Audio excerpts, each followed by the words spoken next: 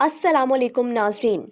افغانستان سے روسی فوج کا آخری قافلہ 15 فروری 1989 کو دریا آمو پار کر کے سوویت روس واپس چلا گیا، لیکن اپنے پیچھے ایک تباہی اور بربادی کی داستان چھوڑ گیا۔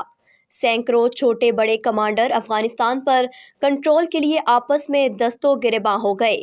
امریکہ روس جو سپر پاور کی دوڑ کے لیے 10 سال افغانستان کی پراکسی جنگ لڑ رہے تھے، اب لا تعلق ہو کر ماسکو اور واشنگٹن جا بیٹھے، جبکہ کابل میں جنگ کا گرم محاذ ٹھنڈا نہ ہو سکا، کیونکہ افغانستان میں امریکہ کا دیا اور روس کا چھوڑا اتنا اسلحہ موجود تھا کہ مزید 10 سال بھی لڑائی جاری رہتی تو ختم نہ ہوتا۔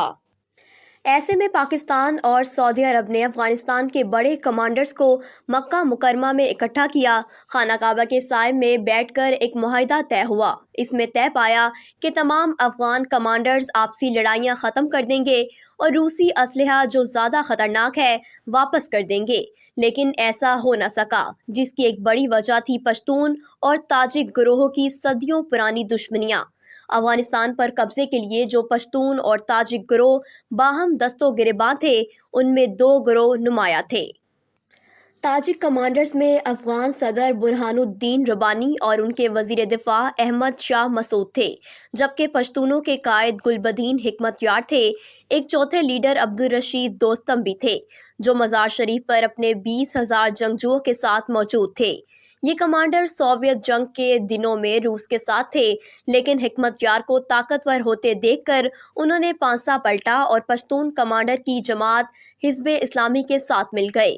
جلال آباد میں حاجی قدیر کی حکومت تھی، جبکہ ہرات میں جنرل اسماعیل اور قندھار میں غل آغا خان نے حکومت بنائی ہوئی تھی۔ یہ سب کسی مرکزی حکومت کو نہیں مانتے تھے اور ہر ایک کا دعویٰ تھا کہ وہ پورے افغانستان پر قبضہ کرے گا۔ پاکستان اور سعودی عرب کے تعلقات ان تمام گروہوں کے ساتھ سوویت افغان جنگ کے زمانے سے چلے آ رہے تھے، لیکن پشتون کمانڈر گلبدین حکمت یار کے ساتھ زیادہ گہرے روابط تھے، جس کی 2 وجوہات تھیں۔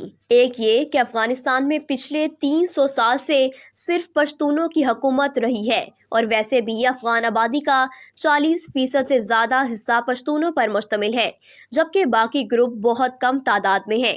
دوسری وجہ یہ تھی کہ پاکستان کے مغربی علاقوں میں بھی آبادی کا بڑا حصہ پشتونوں پر ہی مشتمل تھا اور ہے بھی۔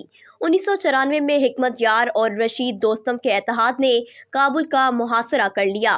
اب شہر کے اندر تاجک کمانڈر زربانی اور احمد شاہ مسعود تھے، اور شہر کے باہر پشتون کمانڈرز حکمت یار اپنے کمیونسٹ اتحادی رشید دوستم کے ساتھ کھڑے تھے۔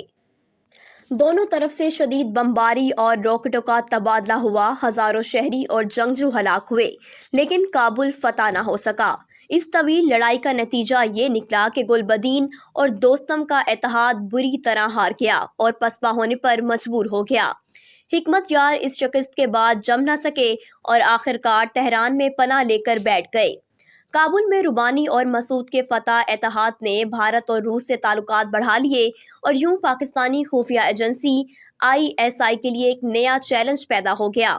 دوسری طرف امریکہ اور سوویت روس کے نکل جانے کے بعد افغانستان میں قیام امن کی ذمہ داری مجبوراً پاکستان کو اٹھانا پڑی، کیونکہ لاکھوں افغان مہاجرین اسی صورت افغانستان واپس جا سکتے تھے جب وہاں امن قائم ہو جائے۔ لیکن حکمت یار کی شکست اور مسلسل خانہ جنگی نے پاکستان کے ساتھ افغانستان کے سابق معاشی معاون سعودی عرب کو بھی بہت مایوس کیا۔ لیکن ناظرین، یہ مایوسی ایک اور سانحے کے رد عمل سے دور ہو گئی۔ بلوچستان سے منسلک افغان صوبے قندھار میں ایک واقعہ پیش آیا۔ ہوا یہ کہ ایک مدرسے کے طالب علم سے ایک مقامی کمانڈر نے جنسی زیادتی کی اور پھر اسے قتل کر دیا۔ اسی طرح بچیوں کے ساتھ بھی زیادتی کی گئی اور انہیں بھی قتل کر کے پھینک دیا گیا۔ ایسا افغانستان کے اور علاقوں میں بھی ہو رہا تھا، لیکن قندھار میں صورتحال تھوڑی مختلف تھی۔ وہ یوں کہ قندھار سے افغانوں کی بڑی تعداد بلوچستان میں حصول علم کے لیے آئی ہوئی تھی۔ یہ طالب علم مولانا فضل الرحمان کے مدارس میں تعلیم حاصل کرتے تھے اور افغانستان کی صورتحال پر پریشان رہتے تھے۔ ایک دن ان سب نے مل کر ایک غیر معروف اور 4 دفعہ روسی گولیوں سے زخمی ہونے والے 39 سالہ شخص کو اپنا لیڈر بنا لیا۔ جن طالب علموں نے انہیں اپنا لیڈر بنایا وہ خود کو طالبان کہتے تھے اور جس لیڈر کو چنا گیا اس کا نام ملا محمد عمر تھا۔ ملا عمر اور طالبان نے بچوں سے زیادتی کرنے والے کمانڈر کے گارڈ کو ساتھ ملایا اور کمانڈر کو قتل کر دیا۔ مقتول کمانڈر کے قبضے میں بڑی تعداد میں روسی اسلحہ تھا جسے طالبان نے قبضے میں لے لیا۔ اس اسلحے اور اس کمانڈر کے گارڈز کے ساتھ مل جانے سے طالبان کی طاقت دگنی ہو گئی۔ دوسرا فائدہ یہ ہوا کہ قندھار میں طالبان کی اچھی شہرت پھیل گئی، جس کی وجہ سے کاروباری لوگ طالبان سے ملے اور معاہدہ کیا کہ ان کی حفاظت کے بدلے پھلوں اور سبزیوں کے تاجر طالبان کی مالی مدد بھی کریں گے۔ اب طالبان کے پاس مال، اسلحہ اور نیک نامی تھی جس کے بھروسے پر وہ آگے بڑھے۔ قندھار میں ہر چند کلومیٹر پر ایک نیا کمانڈر تھا جو ٹیکس اور بھتہ وصول کرتا تھا۔ طالبان نے تمام ناکے ہٹا کر راستے صاف کرنا شروع کر دیے۔ یوں افغانستان کے جنوبی علاقے میں امن قائم ہونا شروع ہو گیا۔ افغانستان کے سابق صدر حامد کرزئی ان دنوں پاکستان میں مقیم تھے۔ انہوں نے اپنے انٹرویو میں بتایا تھا کہ طالبان شروع میں اچھے لوگ تھے، امن کام کر رہے تھے۔ انہوں نے خود بھی طالبان کو $50,000 اور افغان جہاد کے زمانے میں چھپایا ہوا روسی اسلحہ دیا تھا۔ یہ وہ وقت تھا جب ابھی تک ملا عمر کا ISI سے رابطہ نہیں ہوا تھا، بلکہ یہ لوگ بیرونی دنیا کے لیے اجنبی تھے۔ لیکن پھر ایک ایسا واقعہ ہوا جس میں پاکستان کو ان کی اور انہیں پاکستان کی ضرورت پڑ گئی۔ افغانستان کی مرکزی حکومت میں پشتونوں کی مکمل شکست اور افغانستان میں خانہ جنگی ISI کے لیے پریشانی کی بات تھی، لیکن ساتھ ہی وزیر داخلہ نصیر اللہ بابر بھی ایک اضطراب میں مبتلا تھے جن کا تعلق پاکستان کے معاشی راہداری کو پرامن بنانے سے تھا۔ وزیر داخلہ وزیر اعظم بے نظیر بھٹو کی ہدایت پر تجارتی راستے کھلے رکھنا چاہتے تھے۔ پاکستان افغانستان سے گیس، کاٹن اور تیل کے لیے ایک راستہ بنانا چاہتا تھا، لیکن مسئلہ یہ تھا کہ راستے میں افغانستان کے درجنوں کمانڈرز کے ناکے اور ڈاکے موجود تھے۔ لیکن حکومت پاکستان نے اس راستے کو ایک بار ٹیسٹ کرنے کے لیے پہلی تجارتی کھیپ ترکمانستان سے منگوائی۔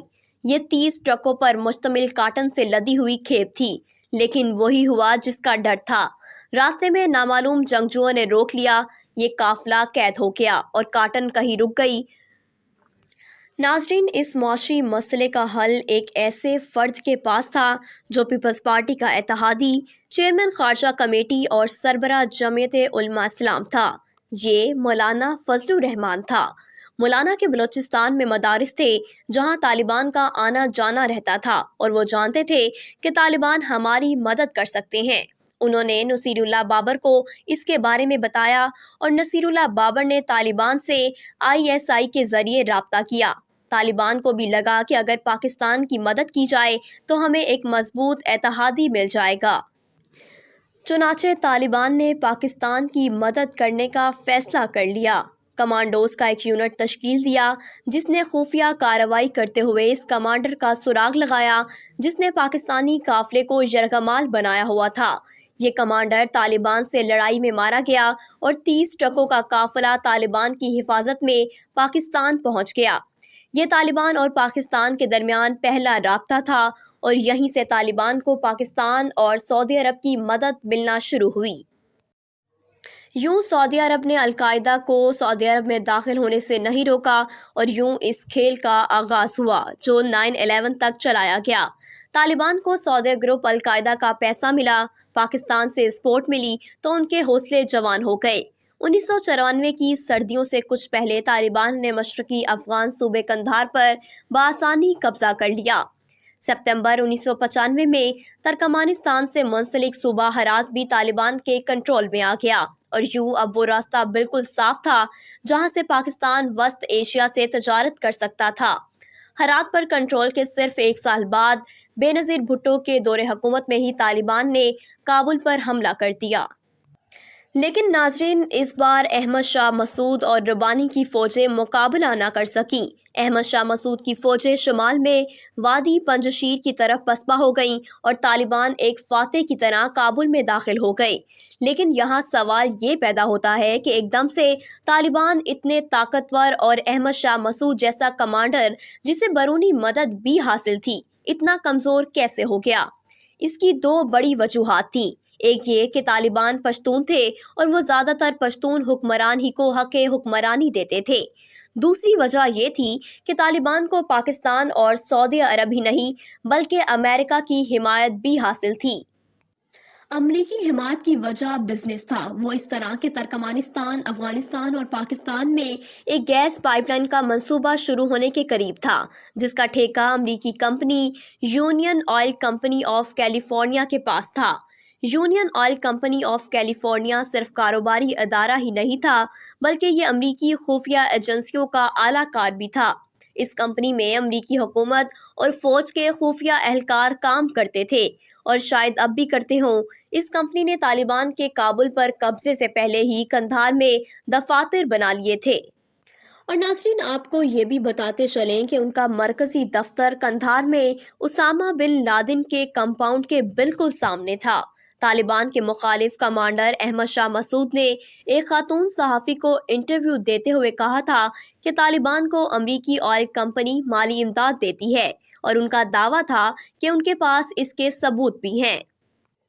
یہ بھی ایک حقیقت ہے کہ 90 کی دہائی کے شروع میں جب اس ڈیل پر کام ہو رہا تھا تو پاکستان میں امریکی سفیر رابرٹ اوکلے تھے، جو ریٹائرمنٹ کے بعد اس کمپنی کے ایڈوائزر بن گئے۔ بعد میں القاعدہ کی وجہ سے امریکہ طالبان تعلقات بہت خراب ہونے کی وجہ سے یہ آئل ڈیل آگے نہ بڑھ سکی، لیکن 9/11 کے بعد جب افغانستان کی نئی حکومت بنی تو اسی آئل کمپنی کا چیف مڈل کنسلٹنٹ افغانستان کا صدر بنا دیا گیا، اور اس کا نام تھا حامد کرزئی، اور یہ محض اتفاق نہیں تھا۔ اگر آپ کو ہماری ویڈیو پسند آئی ہے تو ویڈیو لائک کریں، شیئر کریں اور ہمارے چینل کو سبسکرائب کریں۔